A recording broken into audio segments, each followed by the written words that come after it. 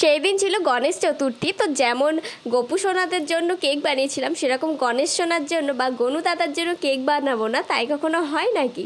তো তাই জন্য গনু দাদার জন্য এই কেকটা আমাকে অর্ডার করেছিল আমার একটা দিদি, মানে কাস্টমারই রেগুলার, খুব ভালো কাস্টমার। তো সে কাস্টমাইজ করে কিন্তু কেকটা অর্ডার করেছিল। তো দেখো, ছোটোবেলার এই বাল গণেশের কথা কার কার মনে আছে? তোমরা কারা কারা টিভিতে এই বাল গণেশ সিনেমাটা দেখেছো অবশ্যই জানিও। দেখো মাউসগুলো আমার এত ভালো লাগছিলো কি বলবো। প্রিন্ট করতে গিয়ে নিজের কেকের উপর বসাতে কেকটা এত সুন্দর লাগছিল, নিজেরই মনে হচ্ছিলো কাছে রেখে দিই, যেন মন ভরেই যাচ্ছিলো এই কেকটা করতে করতে। তো দেখো আমি সবকটা প্রিন্ট করে বসিয়ে দিয়েছি, কতই না সুন্দর লাগছে কেকটা, একদম মন ভরার মতো কেক। তো তারপর কিছু গ্রাস মতো করে একটু উপরে স্প্রিঙ্কেল ছড়িয়ে দিলাম যাতে সুন্দর লাগে দেখতে। তারপর হ্যাপি বার্থডে গনু দাদা আমায় লিখতে বলেছিল কাস্টমার, তাই গনু দাদা লিখে দিলাম।